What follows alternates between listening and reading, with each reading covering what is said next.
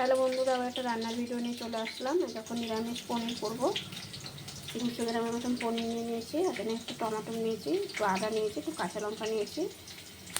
বেশি মশলা দেবো না, হালকা মশলা। দেখো আলুটা দিয়ে দিয়েছি, দুটো আলু দিয়েছি, আলুটা ভাজা হয়ে এসছে। একটা পনিরটা কেটে নিয়েছি, পনিরটা একটু ভেজে নিই। এলাচ, দারচিনি আর তেজপাতা সম্বাদ দিয়ে দিচ্ছি, মশলাটা দিয়ে দিই। এই যে আদাটা, টমেটো আর কাঁচা লঙ্কা পেস্ট করা গেছে, জিরের গুঁড়ো দিয়ে দিলাম, একটু হলুদ দিয়ে দিলাম, একটুখানি কাশ্মীর লঙ্কার গুঁড়ো দিয়ে দিলাম, লবণ দিয়ে দিলাম। মশলাটা কষানো হয়ে গেছে, আলুটা দিয়ে দিলাম।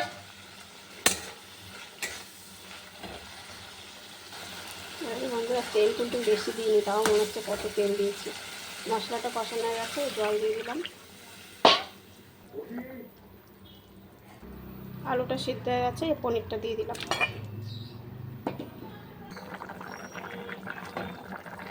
দেখো রান্নাটা হয়ে গেছে, একটু চিনি দিয়ে দিলাম আর একটু গরম মশলা দিয়ে দিলাম। আজকে ঘি দেবো না, রান্নাটা হয়ে গেছে, পুরো আলু টালু সব সিদ্ধ হয়ে গেছে।